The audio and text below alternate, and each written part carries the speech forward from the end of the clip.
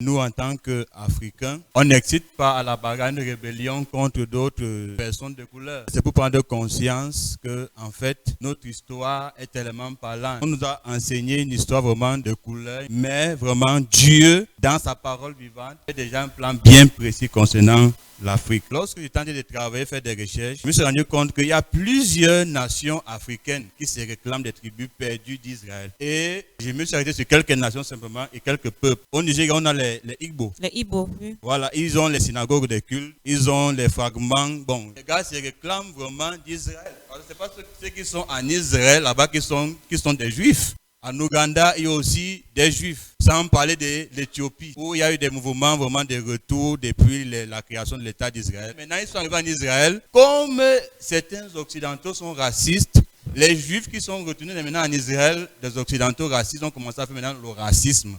Or, à l'époque, les Juifs n'étaient pas si racistes que ça. Ils ont acte 2. Comment les Juifs venaient adorer en Israël. Ils étaient tellement à l'aise. Vous voyez que nous ne devons pas tuer le coq parce qu'on ne sait pas à quelle heure le maître doit revenir.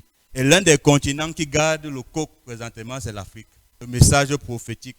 C'est pourquoi tous ces gens veulent tuer le coq. Compte tenu aussi de nos rapports avec des Juifs, peut-être nous sommes des Juifs sans nous en rendre compte. Il faut qu'on doit écraser à tout prix les Africains, qu'on leur dise qu'ils ne sont rien.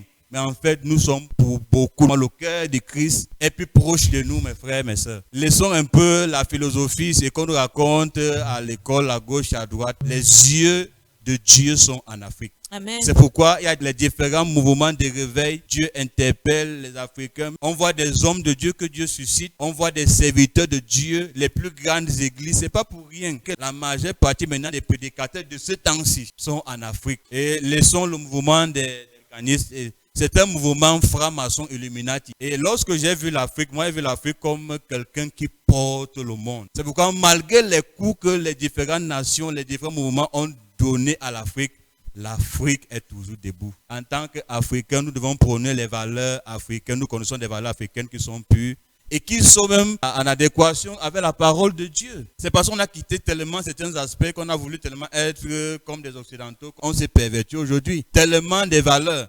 Concernant même d'abord le mariage, si on prend un peu les rites, où la fille devait être vierge. En Occident, ce n'est pas ça. Hein? Le garçon, avant d'aller prendre la femme, il construit d'abord la maison là, au milieu de son père. C'est pourquoi le Seigneur dit dans Jean 14 qu'il va d'abord construire la maison. Il va se rassurer que les chambres sont prêtes maintenant pour venir prendre son épouse. Donc dès que le jeune garçon a fini de construire la maison familiale, la maison de sa future femme, le père voit que c'est bien. Alors le père monte une délégation. Ils vont maintenant de façon officielle prendre la femme et revenir avec la femme à la maison. Ça, c'est africain. Et lorsqu'il y a intimité, on doit prouver vraiment que le tabernacle était clos, qu'il n'y avait pas de sacrificateur, donc que la jeune fille était vierge. Si on veut juger selon l'histoire contemporaine, on risque de passer à côté. C'est pour ça que l'œil prophétique nous amène à sortir un peu du bruit de ce qu'on nous a raconté en histoire, en géographie, et de se tenir loin de la pensée mondaine, la pensée même scolaire ou bien universitaire. Maintenant, voir avec l'œil vraiment prophétique, je crois que